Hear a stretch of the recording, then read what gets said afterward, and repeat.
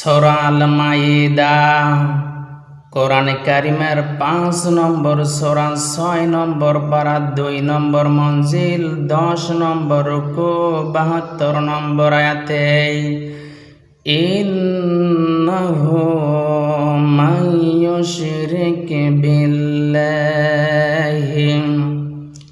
ফাকাদ হারামাল্লাহু আলাইহিল জান্নাতা ওয়া মা'ওয়াহুন নার। আল্লাহ পাক বলেন, ইন্নাহু মান ইউশরিক বিল্লাহ, নিশ্চয় আমি আল্লাহর সাথে যে শিরক করে, ফাকাদ হারামাল্লাহু আলাইহিল জান্নাহ, আমি আল্লাহ পাক তার জন্য জান্নাত হারাম করে দিয়েছি।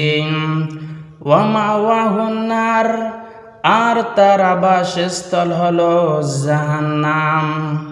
সুতরাং বান্দার দায়িত্ব হলো সকল প্রকার শিরক বর্জন করে এক আল্লাহর ইবাদত করা।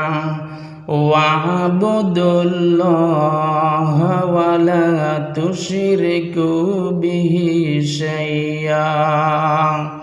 সূরা আন-নিসা কোরআন কারীমের ৪ নম্বর সূরা ৫ নম্বর পারা ১ম নম্বর মঞ্জিল ৬ নম্বর রুকু ৩৬ নম্বর আয়াতে আল্লাহ পাক বলেন, ওয়া'বুদুল্লাহ, আর তোমরা আমি আল্লাহর ইবাদত করো, ওয়া লা তুশরিকু বিহি শাইয়্যা, আর আমার সাথে শিরক করো না। আল্লাহ পাক জিন এবং মানব জাতিকে সৃষ্টি করেছেন একমাত্র তার ইবাদত করার জন্য, গোলামি করার জন্য, দাসত্ব করার জন্য। ওয়া মা খালাকতুল জিন্না ওয়াল ইনসা ইল্লা লিয়াবুদুন। সূরা জারিয়াত কোরআন কারীমের ৫১ নম্বর সূরা ২৭ নম্বর পারা ৭ নম্বর মঞ্জিল ৩ নম্বর রুকু ৫৬ নম্বর আয়াত আল্লাহ পাক বলেন, ওয়া মা খালাকতুল জিন্না ওয়াল ইনসা ইল্লা লিয়াবুদুন, আমি জিন এবং মানব জাতিকে সৃষ্টি করেছি একমাত্র আমার ইবাদত করার জন্য।